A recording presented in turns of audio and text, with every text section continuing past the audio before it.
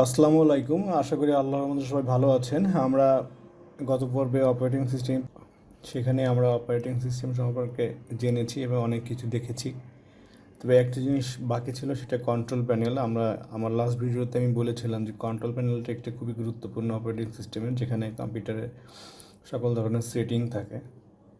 তো আজকে আমরা দেখব যে কন্ট্রোল প্যানেলটা কী এবং কন্ট্রোল প্যানেলের মধ্যে কী কী থাকে এবং কন্ট্রোল প্যানেলটাকে কীভাবে আমরা ব্যবহার করতে পারি।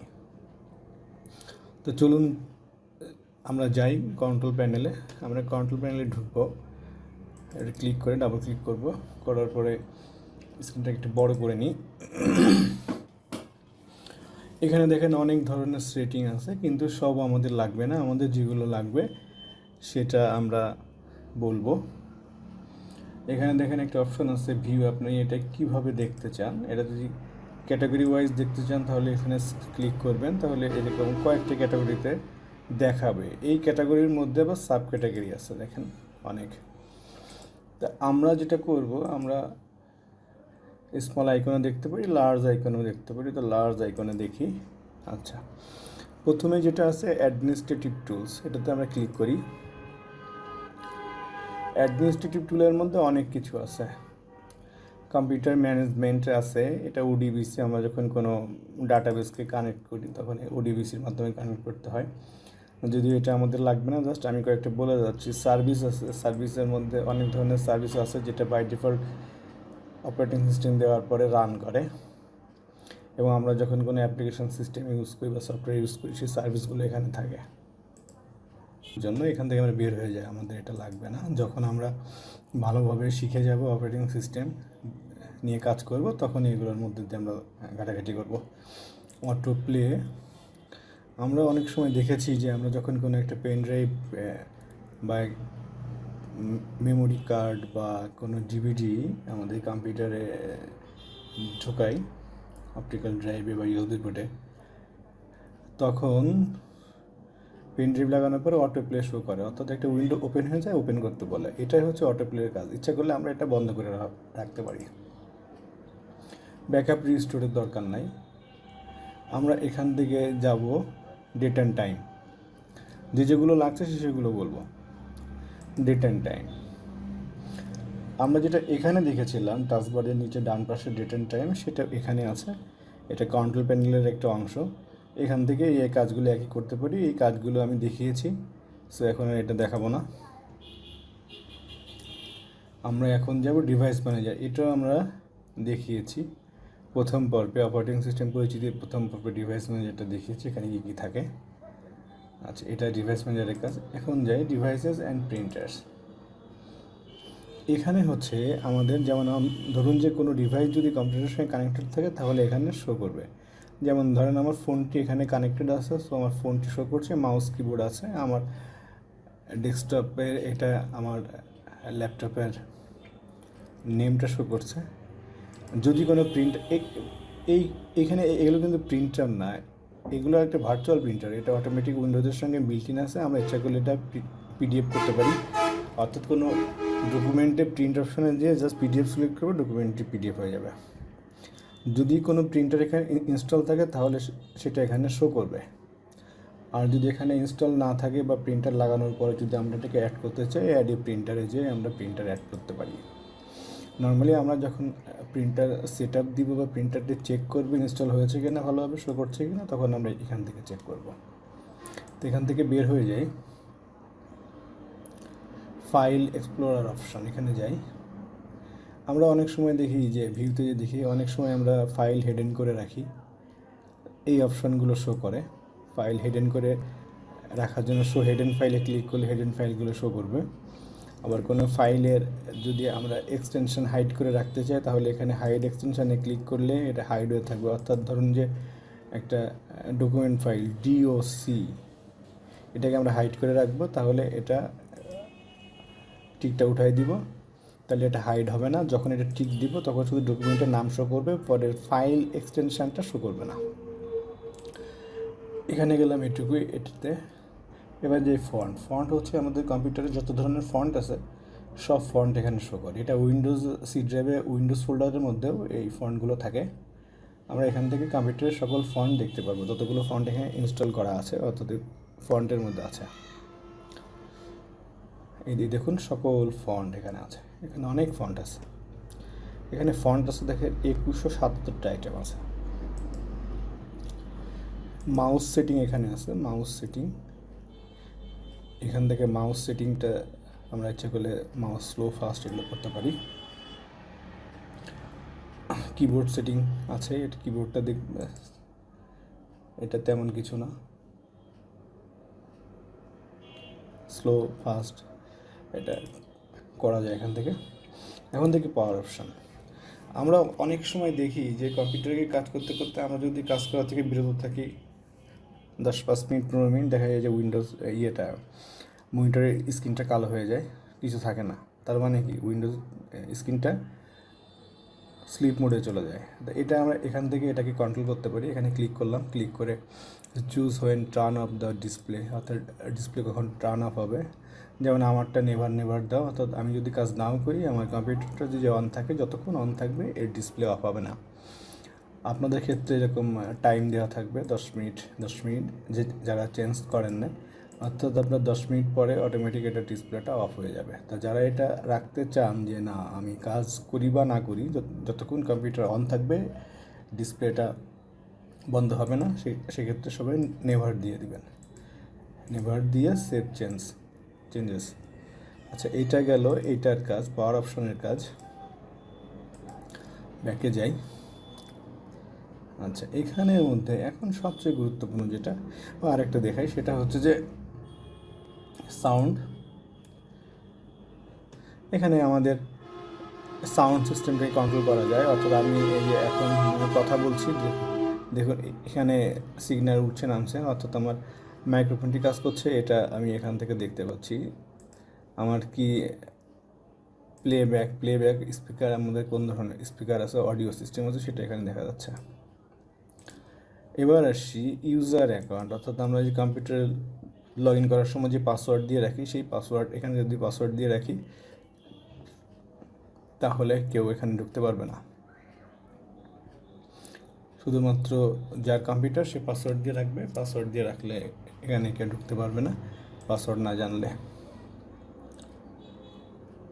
এবার সবচেয়ে গুরুত্বপূর্ণ যেটা প্রোগ্রাম অ্যান্ড ফিচার্স, অর্থাৎ আমরা যত ধরনের সফটওয়্যার আমরা ইউজ করি আর উইন্ডোজ ইনস্টল করার সময় বিল্ট ইন যে সফটওয়্যারগুলো থাকে সেগুলো প্রোগ্রাম অ্যান্ড ফিচার্সের মধ্যে এটা শো করবে। আমরা দেখি এখানে একটু ক্লিক করি, দেখুন যত ধরনের সফটওয়্যার এখানে ইউজ করা আছে সব কিছু লিস্ট এখানে আছে, সব লিস্ট এখানে আছে। এখানে হচ্ছে কি আমরা যদি কোনো সফটওয়্যারকে আমরা যদি কোনো সফটওয়্যার ইনস্টল করি তাহলে সেটা এখানে শো করে, আবার যখন আমাদের প্রয়োজন হবে এখান থেকে আমরা আনইনস্টল করে দিতে পারবো। আবার আমরা যদি চাই একটু চেঞ্জ করবো তাহলে চেঞ্জ করতেও পারবো। আমরা একটা দেখি একটা সফটওয়্যারকে আনইনস্টল করে দিই, আমরা ভিএলসি মিডিয়া প্লেয়ারটাকে আনইনস্টল করে দিই। তাহলে এটাকে আমরা ক্লিক করব, ক্লিক করে এখানে দেখুন আছে আনইনস্টল আর চেঞ্জ, এটাতে ক্লিক করব, অর্থাৎ ভিএলসি প্লেয়ারটা সিলেক্ট করা থাকতে হবে। এবার এখানে ক্লিক করলাম, ক্লিক করার পরে উইন্ডোজ 10-এর ক্ষেত্রে এটা ওয়ার্নিং দেবে। এবার দেখুন আনইনস্টল করব, এবার শুধু নেক্সট করে যাব, ডিলেট রিসেন্স অ্যান্ড ক্যাশ, সব ক্যাশ থেকে ডিলিট করে দিব, আনইনস্টল।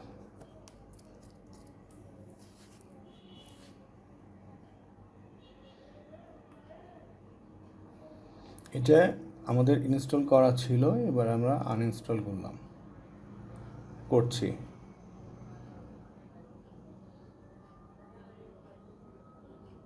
ফিনিশ। এবার দেখুন এখানে কিন্তু ভিএলসি প্লেয়ার আর শো করছে না, শো করছে না। তাহলে এবার আমরা আবার এটা ইনস্টল করি, দেখি কীভাবে ইনস্টল।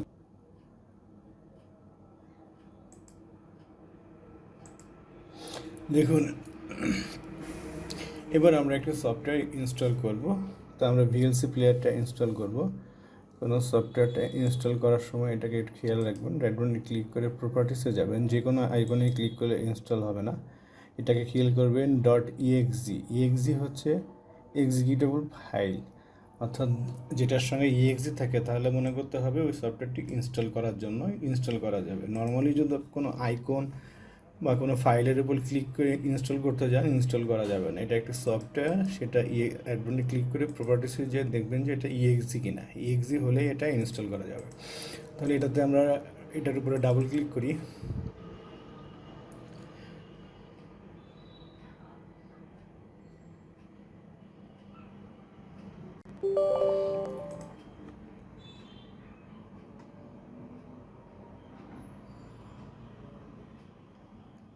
আনব্রেকিং ডাটা, এই দেখুন আমরা ল্যাঙ্গুয়েজ সিলেক্ট করব ইংলিশ, ওকে। নেক্সট আমরা একটা জিনিস খেয়াল রাখবো যে যখন কোনো সফটওয়্যার ইনস্টল করব তখন সবসময় আমরা সামনের দিকে যাব এবং পজিটিভ চিন্তা করব। নেক্সট করি, এবারও নেক্সট করি, নেক্সট করি, ইনস্টল। এবার তাহলে ইনস্টল হচ্ছে। অনেক সময় এই নেক্সট করে যাওয়ার পরে একটা স্টেপে যে দেখায় আই অ্যাগ্রি, আপনি অ্যাগ্রি কিনা ইনস্টল করতে চান কিনা অবশ্যই ওটা সিলেক্ট করবেন। এই অপশনটি দেওয়া আছে যে রান ভিএলসি প্লেয়ার, এটা যদি অপশনটা দেওয়া থাকা অবস্থায় ফিনিশ করে তাহলে অটোমেটিক ভিএলসি প্লেয়ারটা চালু হবে। দেখুন ভিএলসি প্লেয়ারটা চালু হলো, যে ইনস্টল কমপ্লিট হয়েছে। আমরা এই যে এটা ইনস্টল করলাম, এখন দেখব যে এটা যে ইনস্টল হলো, আগে আমরা ইনস্টল থাকা অবস্থায় কন্ট্রোল প্যানেল থেকে ডিলিট করলাম, এখন আবার কন্ট্রোল প্যানেলের প্রোগ্রামস অ্যান্ড ফিচার্সের মধ্যে এটা আছে কিনা, প্রোগ্রামস অ্যান্ড ফিচার্সে যাই, দেখতে ভিএলসি আছে কিনা। এই দেখুন ভিএলসি চলে আসছে। তাহলে আমরা কি দেখলাম যে কন্ট্রোল প্যানেল এটা একটি গুরুত্বপূর্ণ, সবচেয়ে গুরুত্বপূর্ণ প্রোগ্রাম অ্যান্ড ফিচার্স, যেখানে সফটওয়্যার ইনস্টল করলে সেটা সবগুলো এখানে এসে জমা হয়। এখান থেকে আমরা আবার আনইনস্টল করতে পারি, আবার আমরা এটাকে মডিফাই করতে পারি। এখন আমরা দেখলাম যে কীভাবে এটা সফটওয়্যারকে আনইনস্টল করে এবং ইনস্টল করে। এবার আমরা দেখব যে কীভাবে ইনস্টল করা সফটওয়্যারটাকে মডিফাই করা হয়। অর্থাৎ ইনস্টল করার সময় আমরা হয়তো কিছু কিছু জিনিসকে বাদ দিয়ে ইনস্টল করেছি যেগুলো আমাদের প্রয়োজন হয়নি, তো এখন মনে হলো যে না এই সার্ভিসটা প্রয়োজন, তো সেটা কীভাবে করব। তো চলুন মাইক্রোসফট অফিস এন্টারপ্রাইজ 2007, এটাতে আমি অনেকগুলো সার্ভিস অফ রেখে ইনস্টল করেছিলাম। এখন আমরা এটাকে মডিফাই করব। এটাকে আমরা সিলেক্ট করলাম, সিলেক্ট করে চেঞ্জে গেলাম, চেঞ্জে ক্লিক করলাম, একটু ওয়েট করতে হবে। দেখুন যেটা কি রিপেয়ার করব না, আমি এটা রিপেয়ার করবো না, কারণ আমার সফটওয়্যারে কোনো সমস্যা নাই। এটাকে আমি অ্যাড করব, কিছু সংযোজন বিয়োজন করব। তাহলে আমার অ্যাড আর রিমুভ ফিচার্স ক্লিক করব, কন্টিনিউ। এখন দেখুন যে আমার এখানে এক্সেল, পাওয়ার পয়েন্ট, ওয়ার্ড এইগুলো ইনস্টল করা আছে, আর ক্রস দেওয়াগুলো আমি বাদ দিয়েছি, এটা আমাদের লাগেনি। তো আমার এখন যদি মনে হয় যে না যে এটা আমার লাগবে, তাহলে এটাকে রান ফ্রম মাই কম্পিউটার এখানে ক্লিক করব। তাহলে এটা ক্লিক করে যখন কন্টিনিউতে যাব এটা অ্যাড হয়ে যাবে। আমার মনে হলো যে না এই পাওয়ার পয়েন্টটাকে আমি রাখবো না, দরকার নাই, নট অ্যাভেলেবল, এটাকে দিয়ে কন্টিনিউ করব। তাহলে কি হবে, তাহলে হবে না, আজান হচ্ছে, আমরা এটা অপেক্ষা করি। তো আমরা যেটা বলছিলাম সেটা হচ্ছে যে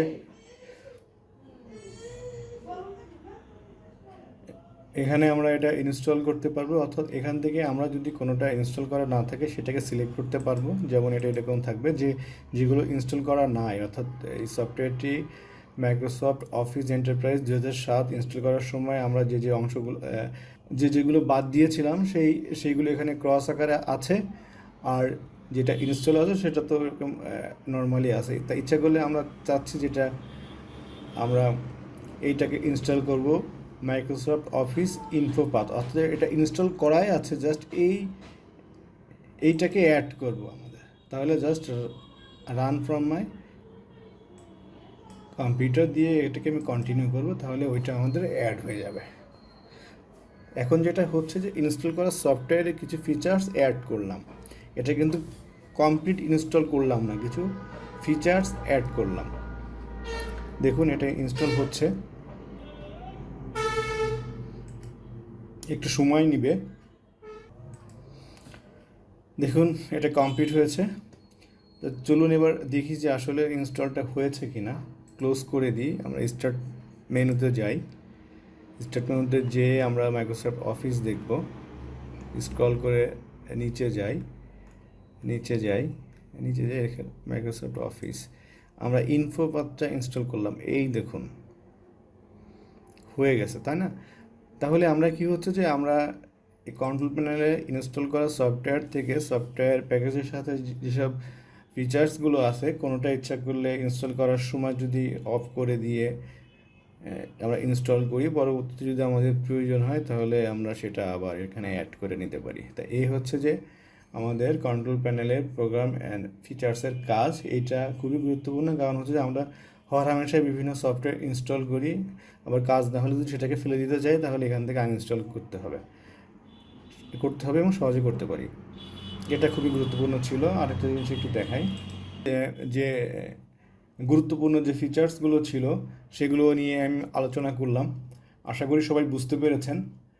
আমি যেটুকু প্রথম পর্বে এবং দ্বিতীয় পর্বে যেটুকু দেখালাম অপারেটিং সিস্টেম নিয়ে, এটুকু জানলেই হবে। কারণ আমি কনফার্ম যারা 10 বছর ধরে কম্পিউটার চালায়, অফিসে কম্পিউটার অপারেটর বা ডাটা এন্ট্রি অপারেটর বা নর্মাল যারা আমরা কম্পিউটার ব্যবহার করে থাকি, সাধারণ ইউজার, তারাও এই অপারেটিং সিস্টেমের এই কাজগুলো জানে না, কোথায় কী আছে, কোন কাজগুলো কোথা থেকে কীভাবে করতে হয়। তারা শুধু জাস্ট অ্যাজ এ ইউজার হিসাবে তারা কম্পিউটারকে ব্যবহার করে, অন করে নির্দিষ্ট কিছু প্রোগ্রাম ওপেন করে, কাজ করে, শাটডাউন দিয়ে দেয়। কিন্তু অপারেটিং সিস্টেমের মধ্যে যে এত কিছু আছে, এত কিছু আমরা ব্যবহার করতে পারি, তারা সেটা জানে না। যখনই তাদের কোনো প্রয়োজন পড়ে তারা সাপোর্টের জন্য হয়তো কাউকে ডাকে, যে ভাই একটু আসুন তো, দেখেন তো কী হলো। আপনারা যদি আমার অপারেটিং সিস্টেমের প্রথম ভিডিওটি এবং এই ভিডিওটি ভালোভাবে দেখে থাকেন তাহলে খুব সুন্দরভাবে আপনি একটা অপারেটিং সিস্টেমের ওভারভিউ পেয়ে যাবেন এবং আপনি এটা অ্যাপ্লাই করতে পারবেন যে কোনো জায়গায়, এবং আপনার কাজ করতে কোনো অসুবিধা হবে না। তা আশা করি আমার এই ভিডিওটি সবার ভালো লেগেছে। যদি ভালো না লাগে, আস্তে আস্তে ভিডিও দেখতে দেখতে একসময় ভালো লাগবে। আর আমার চ্যানেলে যদি কেউ নতুন হয়ে থাকেন অবশ্যই চ্যানেলটি সাবস্ক্রাইব করবেন। আর যদি কোনো আপনাদের আমার ভিডিও সম্পর্কিত কোনো মতামত থাকে অবশ্যই কমেন্ট করবেন এবং আমার ভিডিওটি শেয়ার করবেন, যাতে আপনার বন্ধুরা দেখে শিখতে পারে। যারা শিখতে আগ্রহী, যারা জানে না শিখবে, তাদের জন্য এটি খুবই উপকারী হবে।